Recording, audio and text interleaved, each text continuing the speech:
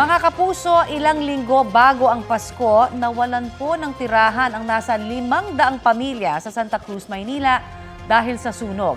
2 ang sugatan. Ang isang pamilya na antalang pagluluksa sa kanilang namayapang kaanak dahil kinailangan ding ilikas ang kabaong nito. Balita hatid ni Jomar Apresto.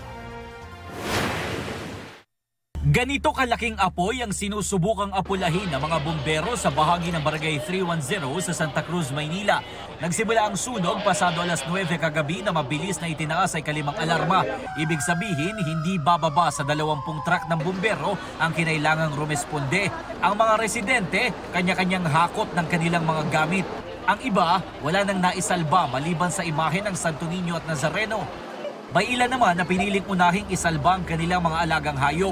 Ayon sa barangay, nagulat sila dahil mabilis na kumalat ang apoy na nagsimula raw sa ikatlong palapag ng isang paupahang gusali sa playground compound.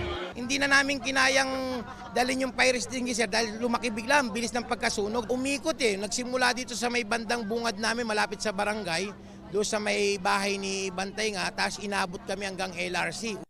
Bumapang din daw ang apoy sa malapit sa pasilidad ng Manila City Jail. Napasugod ang ilang kaanak ng mga persons deprived of liberty na nakapiit dito. Ayon sa Bureau of Jail Management and Penology, agad naman nilang inilipat sa ibang bahagi ng City Jail ang daang-daang PDL.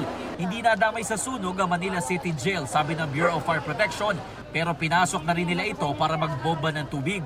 Yung daan po ay napakaliit po para po makakuha po namin yung pinaka-focal points po nung apoy. At the same time po, yung mga tao po ay talagang napakadami po.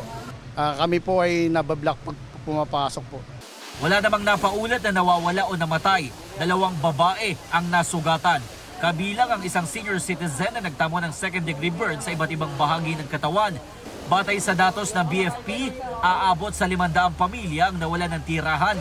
Nasa mahigit 3.7 billion pesos naman ang tinatayang halaga ng mga napinsalang ari-arian. Kabilang sa mga nawalan ng tirahan si Nanay Michelle na halos kauuwi lang daw galing sa trabaho nang mangyari ang sunog. Mahirap talaga, siyempre, magpapasko tapos ganito mangyari. Lahat ng pinaghirapan, isang iglap lang ulang. Ubus. Patuloy pang inaalam ng BFP ang pinagmula ng apoy. Sa ngayon ay inililista na ng Manila Department of Social Welfare ang pangalan ng mga residenteng nasunugan. Sabi ng barangay, may ilan kasing mga residente ang nananamantala at nagpapanggap na nasunugan para makakuha ng ayuda sa gobyerno. Jomar Apresto nagbabalita para sa GMA Integrated News.